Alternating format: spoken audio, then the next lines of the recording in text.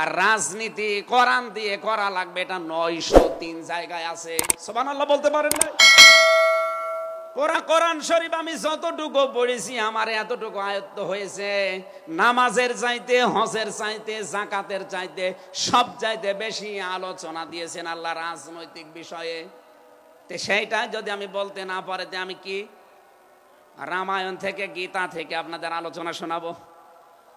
এখানে সাফ কথা, দিন ইসলাম, ইসলাম বাদ দিয়ে অন্য কোন নিয়ম নীতি মানা যাবে না। তো নিয়ম নীতি আছে আজকে থেকে সব মাইনাস করবেন, সব বাদ দিয়ে দেবেন। ইসলাম বাদ দিয়ে কোন নিয়ম নীতি দিয়ে আল্লাহকে রাজি করানো যাবে? তাহলে ইসলাম বাদ দিয়ে বিয়ে শাদী হবে? বলেন বলেন। ইসলাম বাদ দিয়ে পরিবার নীতি হবে? ইসলাম বাদ দিয়ে রাজনীতি হবে? এটা হতে পারে। হ্যাঁ, কিছু মানুষ এখন কথায় আরম্ভ করেছে যে উঠলে আপনি রাজনীতির কথা বলেন। আরে ভাই, রাজনীতি যদি কোরআনে না থাকতো আমি ওই আয়াতটাই পড়তাম না। এর ভেতরে নামাজের কথা মাত্র 82 জায়গায় আছে। কয় জায়গায়? বলেন বলেন। রোজা রাখা ফরজ মাত্র 1 জায়গায় আছে। হজ করা ফরজ মাত্র 1 জায়গায় আছে। আর রাজনীতি কোরআন দিয়ে করা লাগবে, এটা 903 জায়গায় আছে। সুবহানাল্লাহ বলতে পারেন না? দিন কি? এ রাতের পরে যেটা আসবে ওই দিন। বলেন বলেন। কবরে গুরুত্বপূর্ণ যে প্রশ্নগুলো তার ভেতরে এটা একটা, মা দীনুকা, দিন কি? এটা যদি আপনি ক্লিয়ার হতে না পারেন, কবরে যে প্রশ্নের জবাব দিতে পারবেন না। এজন্য এই বিষয়টা নিয়ে বিস্তারিত আমাদের জানা শোনা দরকার। দিন বলতে আল্লাহ নিজেই আবার ব্যাখ্যা দিয়েছেন। দিন কি জানো? ইব্রাহিম নবী যেটা, ইয়াকুব নবী যেটা তার সন্তানদেরকে বারবার ওসিয়ত করছিল ইন্তেকালের আগে, আল্লাহ তোমাদের জন্য একটা দিনকে মনোনীত করেছেন। সেই দিন হচ্ছে ইসলাম। জোরে বলেন সুবহানাল্লাহ। ইন্নাদ-দীনা ইনদাল্লাহিল ইসলাম।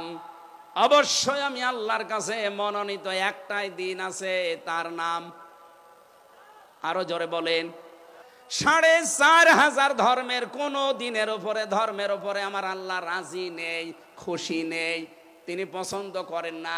একটাই মাত্র দিনকে তিনি মনোনীত করেছেন, পছন্দ করেন, তার নাম ইসলাম।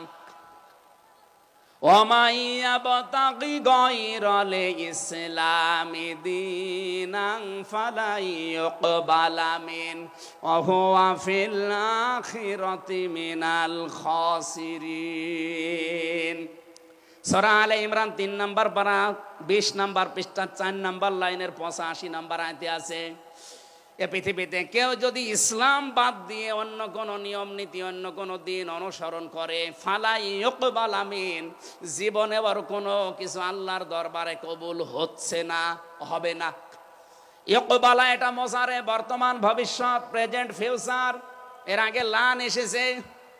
মোজারের আগে লান আসলে আরবিতে বাংলা অর্থ দাঁড়ায় জীবনেও হবে না, কোশ্চিন কালো সম্ভব না। আল্লাহ যদি গ্যারান্টি দিয়ে বলে ইসলাম বাদে অন্য কোন নিয়ম নীতি দিয়ে অন্য কোন ধর্ম পালন করলে আমি আল্লাহ রাজি হব না, কেউ রাজি করাতে পারবে? এতটুকু আল্লাহ শেষ করেননি, পরেরটা আরো কঠিন। অহুয়া ফিল আখিরাতি মিনাল খাসিরিন।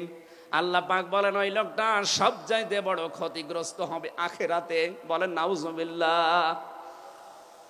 সিলেটবাসী আমাদের জীবন এদিকে ওদিকে করে হয়তো কেটে যাবে, কিন্তু মরণের পর